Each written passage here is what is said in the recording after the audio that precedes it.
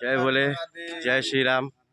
এই যে আমাদের লালপুর রাস্তার কিনারে যেসব সমস্ত জঙ্গল রয়েছে, এই যে আজ থেকে আমাদের এই যে মোহিত ভাই আমাদের ভক্তজন এই যে জঙ্গল পরিষ্কার করার জন্য আসছে। আজ থেকে 2-3 দিন থাকবে, টোটালি পরিষ্কার। যে আরেক ভাই আর আর মহাদেব, সব মহাদেবের কৃপা। এই যে আমাদের লালপুর জঙ্গল যত সব পরিষ্কারের জন্য লাগলো।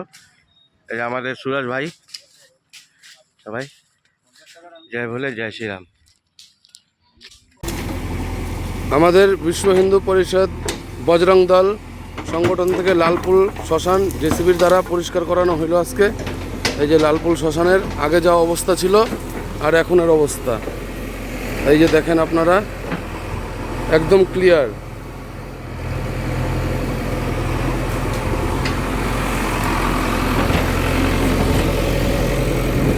এই দিকটাও মোটামুটি ক্লিয়ার করানো হলো যাতে লোকজনের অসুবিধা না হয়, হাঁটা চলায় পরিষ্কার পরিচ্ছন্নতা যাতে বজায় থাকে, এর জন্য জেসিবির মাধ্যমে কাজ করানো হলো। এখন এই যে শ্মশানের এই পাশের স্থানটা পরিষ্কার করানো হচ্ছে মোটামুটি। জয় ভোলে জয় শ্রীরাম। বিশ্ব হিন্দু পরিষদ আর বজরং দল একত্রে এই কাজটা করানো হলো।